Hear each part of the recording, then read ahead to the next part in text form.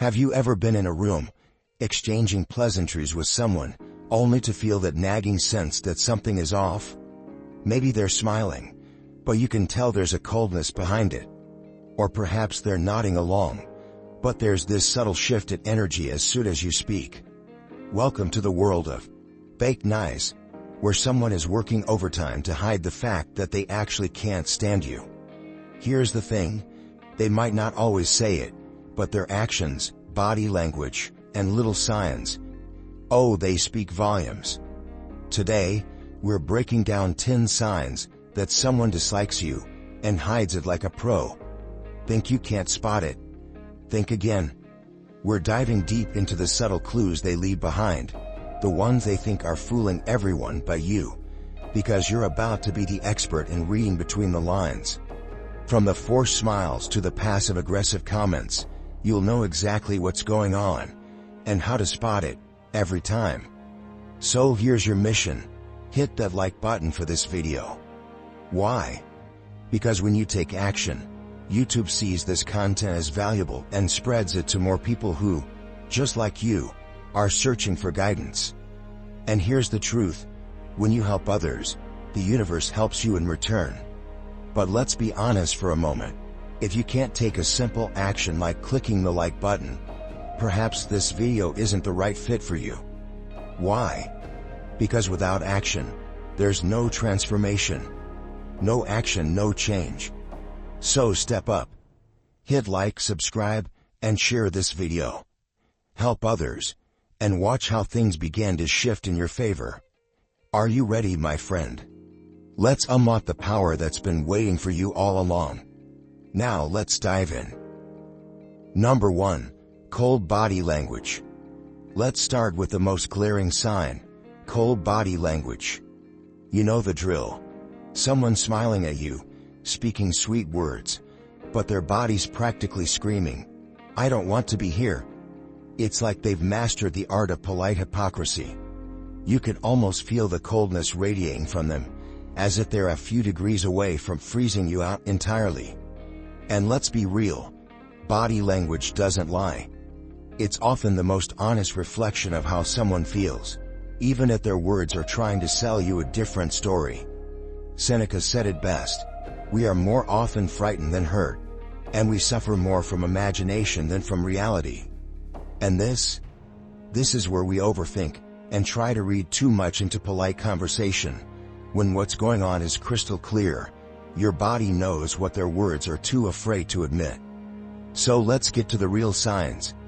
Watch for crossed arms like they're guarding their soul, a refusal to make eye contact like they're hiding a secret, or the awkward body positioning that screams, "Please don't make me talk to you." It's like their body is a map, and the "I'm not interested in this interaction" button is lit up in neon. Take, for instance, that colleague who looks like they'd just seen a ghost when you walk into the room. They're giving you that half smile, but they won't even look you in the eye. You know they're dodging a deeper conversation. Or how about that friend who insists on standing 5 feet away from you during a chat? That's not personal space. That's a silent plea for distance. They're uncomfortable with you being around, even if they're smiling and nodding like everything's fine. Here's your actionable tip. Next time you're in a conversation with someone, and their body language feels off, don't ignore it. Their body is telling you the truth. Watch for the subtle signs. Lack of eye contact, stiff posture, arms crossed like they're building a fortress around themselves. These might be the very signs that someone's trying to hide how they feel. Number 2. Short, polite responses. Wow, the classic move. Short, polite responses. They say just enough to keep the conversation technically going but nothing more. It's the conversational equivalent of putting a band-aid on a wound and calling it a day. You know the kind. "Yeah, okay, sounds good." Or even the ever-popular, "I'm fine." They perfected the art of saying just enough to make it clear they're not interested, but without outright shutting you down. It's polite, but empty. And it's about as engaging as a brick wall. Epictetus wisely said, "Freedom is the only worthy goal in life." It is won by disregarding things that lie beyond our control. And here's the kicker: you can't control how they respond, but you sure as hell can notice the signs when their responses become short, robotic, or just plain dismissive. It's like they've already mentally checked out, but they're not rude enough to make it obvious. Instead, they wrap their indifference in politeness. Let's be real. When someone's giving you one-word answers or simply nodding along, you're not having a conversation. You're just occupying space together. They're barely engaged, and the awkward silence between their answers speaks volumes. They're telling you loud and clear, "I'm not here for this," without ever saying it outright. Picture this. You asked a friend how their day went, and all you get is a curt "bye," followed by a sudden shift in the topic of conversation. They didn't even ask you about your day, because, well, they couldn't be bothered. Or maybe it's a colleague who barely looks up from their phone and tosses out a "yep" when you ask about a project you're working on together. You're being polite, but they're not invested. It's like a conversation with a mannequin. You know, it's technically there, but it's not doing much. Here's your actionable tip. If you're met with short, mechanical answers, stop and reflect. Are they just going through the motions? Don't force it. Let it go. You're not trying to chase engagement where there is none. Recognize the signs early, and save your energy for people who care enough to give more than the bare minimum. Number 3. Avoidance of personal interaction. See, the masterclass in subtle disrespect. Avoidance. Nothing says, "I don't want to be near you," like dodging eye contact, keeping a suspicious distance, or suddenly finding an urgent task to handle whenever you walk into the room. It's the grow-up version of the silent treatment, and it's as passive-aggressive as they come. No confrontation. No drama. Just pure, unadulterated avoidance. It's like you got a force field around you, and they can't quite find a way to breach it, because they don't want to. Marcus Aurelius hit the nail on the head with, "He who is not a good man is a bad man." Now you may be thinking, wait, that doesn't make sense. But think about it. Avoiding someone speaks volumes about their character. It's an easy way for people to distance themselves without having to admit that they don't like you. They don't want to engage in a confrontation, so they just pretend you don't exist. It's like they've mastered the art of out of sight, out of mind, but with a side of passive aggression. Here's the thing. If someone is constantly too busy when it comes to spending time with you, that's not a coincidence. It's their way of saying, "I don't have time for this," without saying it outright. It's the equivalent of hiding behind a door every time you come knocking, even though they know you're there. They might be pretending everything's fine, but their actions tell a different story. Picture this. You need help with a task at work, and every time you ask, they just happen to be walking away, on an urgent call, or suddenly busy with a deadline. They've mastered the "I'm too important" game, all while avoiding any real interaction with you. Or maybe it's a friend who has a million excuses for not hanging out. They're always too tired, or too busy, yet somehow always available for others. It's not a coincidence, my friend, it's avoidance. Here's your actionable tip. Next time you sense someone avoiding you, don't chase after them. Let them have their space. If they can't make time for you or can't even acknowledge your presence, don't take it personally. Recognize that it's their way of creating distance, and save your energy for those who want to engage. Number 4. Subtle, backhanded compliments. You got the backhanded compliment. It seems sweet at first, but underneath that sugar-coated surface is a hint of disdain. You know the type, when someone tells you, "You're so brave for wearing that outfit, most people would be too shy to pull it off." Or, "I didn't expect you to do that so well." It's a compliment, but there's something about it that just doesn't sit right. It's not outright criticism, but there's a layer of sarcasm or a subtle dig disguised as praise. Epictetus reminds us, it is not what happens to you, but how you react to it that matters. And this, my friend, is where your strength lies. You don't need to react to these backhanded comments with frustration or anger. Instead, take a deep breath and remember that this says more about them than it does about you. The key is recognizing that these compliments are not reflections of your worth. They are a reflection of your insecurities or attempts to mask your true feelings. It's like when someone gives you an over-the-top compliment that makes you feel worse about yourself. They tell you how impressive you are, but then follow it up with a comment that undermines your confidence. It's not a genuine compliment. It's a veiled attempt to make you feel small while still appearing polite. Or in a work setting, imagine a colleague telling you, "Wow, you managed to finish that project on time. I'm honestly surprised." That's not encouragement. It's then subtly questioning your abilities while pretending to be impressed. Here's your actionable tip. When you receive a compliment that doesn't quite feel right, take a moment to reflect. Don't react emotionally. Instead, observe their tone and intent. If it feels passive-aggressive, simply acknowledge it politely and move on. You don't need to explain yourself or defend your worth. Your calm response and self-assurance will speak volumes. Number 5. Overly fake niceness. Oh, here we go, the overly fake nice act. You know the type. The person who suddenly turns into a cheerleader for your life, showering you with compliments like they just woke up in a Hallmark movie. It's a kind of niceness that feels so forced that you almost expect them to break into song.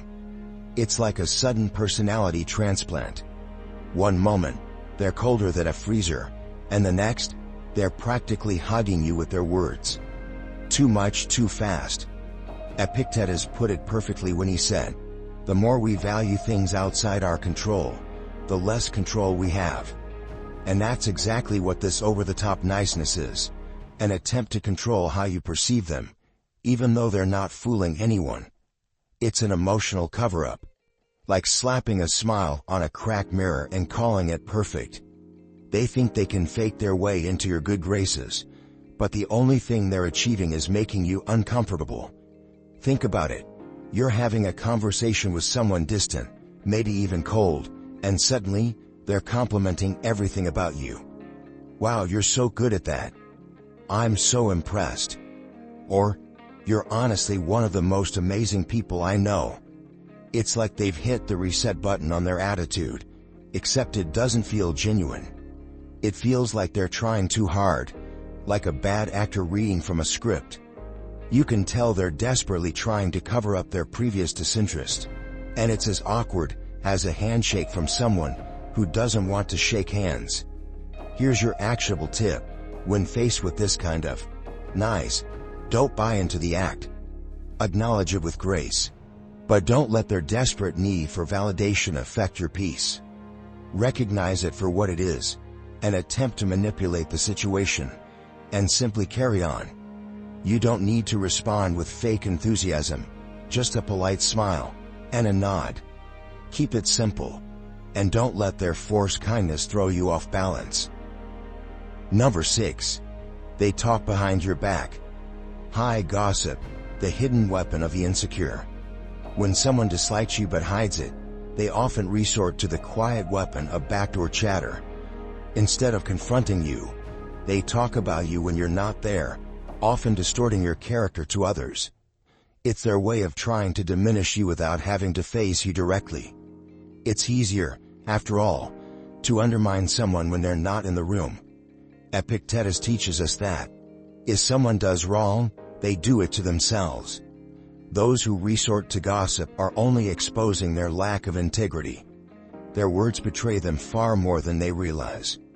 By undermining you to others, they're not just speaking poorly of you. They're revealing their insecurity, envy, and fear. The damage they're doing isn't to you, but to their character, and often to their relationships as well. Think of it like this. Someone in your circle, who smiles at you to your face, but behind closed doors, talks about your shortcomings. They may even embellish, turning minor issues into exaggerated flaws. What they forget, though, is that the true story comes from actions, not words. While they speak in whispers, you're out there living a life that speaks volumes. The more they talk, the more their lack of credibility grows. They're only digging a hole for themselves. Here's the real lesson. Gossip is the last refuge of the weak-minded. It's their way of seeking validation by tearing others down. But in the end, it shows their inability to handle issues maturely. People see through this behavior faster than they realize. The gossip they spread about you says more about their inability to face you than it does about who you are. Now, for your actionable tip. When you hear whispers about you, resist the urge to react. Instead, reflect on why they might feel the need to talk behind your back in the first place. Recognize it's a reflection of their discomfort, not your actions. Rather than confronting them directly, take a step back, observe their behavior, and continue focusing on your growth. You don't need to lower yourself to their level. Your consistency in doing the right thing will speak louder than any rumor. Let them talk. You stay focused on becoming someone they can never truly undermine. Number 7. They forget important things about you. You have the convenient forgetfulness. It's a subtle but powerful sign that someone is either completely indifferent or actively avoiding engaging with you. People who care about you remember the small details, the things that matter to you, the milestones you shared, and the moments that make up your life. But as someone frequently forgets these important things or dismisses what's significant to you, it might be their way of signaling that they're not invested in the relationship. It's a polite way of saying, "I'm not interested." Epictetus once said, "Wealth consists not in having great possessions, but in having few wants." And in this case, those who forget often do so because they have little emotional investment in remembering or connecting with you. Their lack of interest isn't just a reflection of their forgetfulness. It's a sign of their lack of respect or attachment. Think about it. In a work environment, a colleague might regularly forget to acknowledge your contributions. Maybe you nailed that presentation, but they never mention it, despite how much effort you put in. They remember the mistakes of others, but yours vanished into thin air.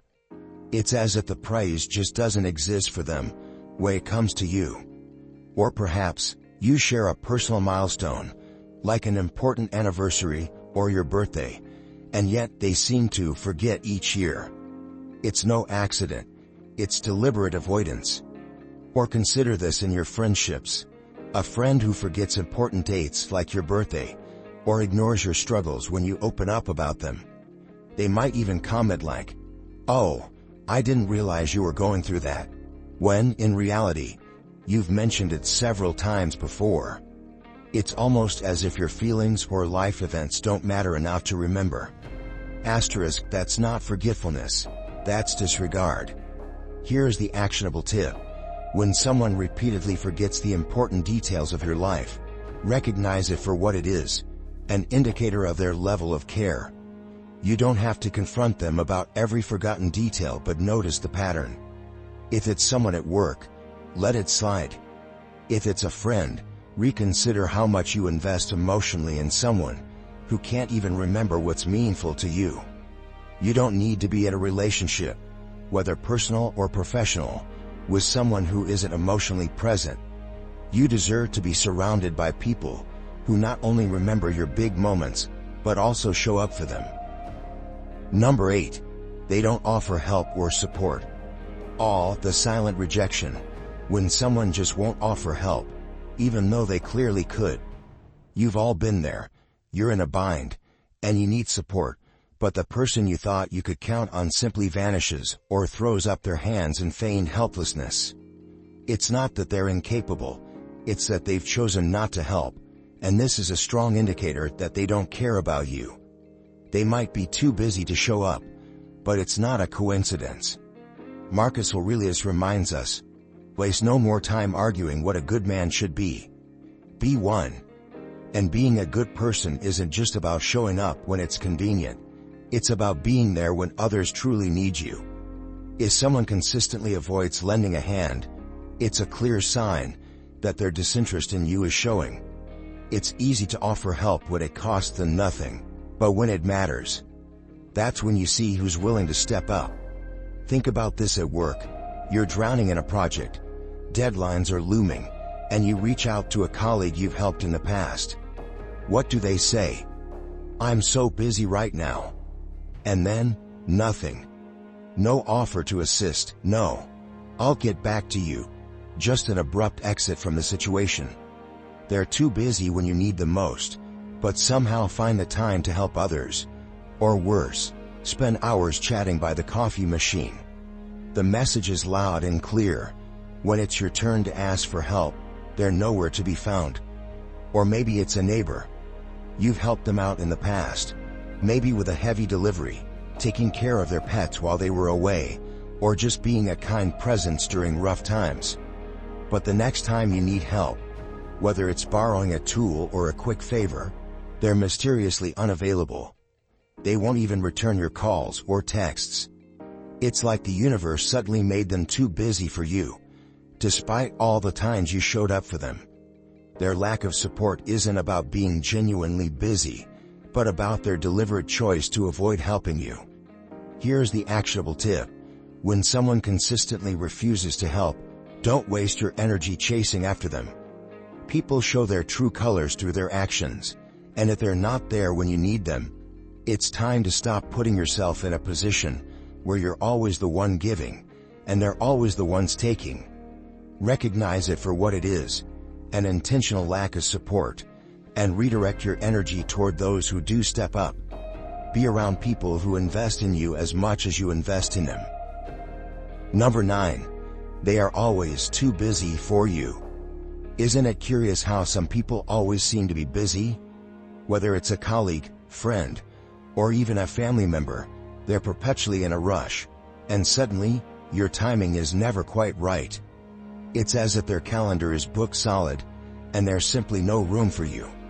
They might send a polite excuse or offer a quick, "next time," but the truth behind their constant busyness isn't about lack of time, it's about lack of interest. They don't want to make space for you in their lives because deep down, they're avoiding you. Seneca said, "He who is brave is free." And here's the irony. Being too busy to spend time with someone is not about being courageous. It's about hiding behind the illusion of busyness to avoid meaningful interaction. When someone uses their packed schedule as a shield to avoid you, it's more than a scheduling conflict. It's a sign of discomfort or outright resentment. They're not brave enough to be honest, so they default to avoidance. Consider this. A family member who always has plans whenever you need help or want to spend time together. You hear about their exciting trips, get-togethers, and outings, but when it comes to you, suddenly, they're too caught up with other things. They'll tell you they're so busy, yet somehow find the time to connect with everyone but you. It's not about their lack of time, it's about their lack of care. Or, take work as an example. A colleague who continually turns down opportunities to collaborate or join team lunches, citing work deadlines as the reason. They'll avoid all personal interactions, but miraculously have time for meetings with others. It's not the workload. It's the unspoken message that they just don't want to invest in a relationship with you. They might not say it out loud, but their actions scream louder than words. Here's the actionable tip. When someone is constantly too busy for you, take a step back and assess. It's a sign to redirect your energy to those who are genuinely invested in you. People who truly care will find time, and those who don't, well, they'll keep busy as a shield. Recognize it, and don't chase someone who's not making room for you in their life. Focus on building connections with those who value your time and company as much as you do theirs. Number 10. Their energy shifts when you enter a room. Oh, The sweet subtle drama of someone's energy completely changing when you walk into a room. It's like flipping a switch. 1 minute, everything's fine, the next minute, you can feel the tension thick enough to cut with a knife. It's like you've just turned into the elephant in the room, and no one knows whether to acknowledge it or pretend you don't exist. It's that awkward moment when everyone freezes, or suddenly finds something so interesting to talk about, except you. Epictetus, ever the realist, reminds us, freedom is the only worthy goal in life. It is won by disregarding things that lie beyond our control. And what does this mean in this context? That their discomfort is their problem, not yours. The shift in their energy is a reflection of their inner turmoil, not a signal for them to adjust their behavior. You didn't walk into the room with an agenda to make them uncomfortable, but here they are, projecting their discomfort onto you. Let's be clear, they're not free. They're shackled by their insecurities. Imagine this. You walk into a gathering, maybe at work or among friends, and suddenly, the room goes silent. Everyone's looking at you like you've just entered a foreign territory. A conversation that was flowing a moment ago suddenly halts, and someone shifts awkwardly in their seat, hoping you didn't notice. It's as if your presence has disturbed some delicate balance they were pretending to maintain. You didn't say anything, you just showed up. And somehow, that's enough to make them squirm. Or, maybe it's a work meeting where you walk in late, and suddenly, the energy changes. People stop talking, the vibe becomes tense, and suddenly you're the topic of everyone's silent judgment. It's not about you. It's about them being uncomfortable with you, and their inability to face their feelings. Here's your actionable tip. Don't take their discomfort personally. The way they react when you walk into the room is more about their insecurities than it is about you. Instead of shrinking or adjusting to make them feel better, embrace your presence. Stand tall, let the awkwardness exist, and don't let it shift your energy. They'll either figure it out or keep avoiding their discomfort. It's not your job to fix their issues. Keep your focus on being authentic, and watch how much their discomfort has nothing to do with you. Apologies for missing that. Here's the revised conclusion with your preferred call to action included. So, here we are. Disrespect isn't always as loud as we expect.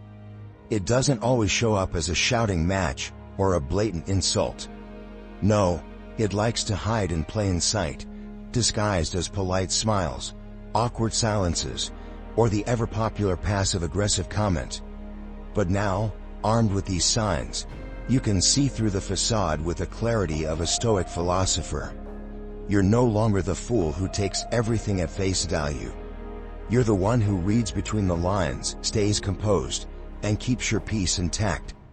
Marcus Aurelius once said, "The best revenge is not to be like him who performed the injustice." And that's exactly how you handle these situations, without stooping to their level. You rise above. You don't need to mirror their disrespect. Instead, you respond with the strength of someone who knows their worth and doesn't let anyone dim their light. Now, before we go any further, let's make this a real conversation. Have you experienced any of these signs in your life? Drop a comment below and share your thoughts or personal experiences. Don't forget to hit that like button, subscribe, and share this video. By helping others understand human behavior, we grow stronger together. Let's spread this wisdom, and remember, when you understand the signs, you can navigate any situation with confidence and clarity. You've got the tools. Now it's time to take charge. Let's go.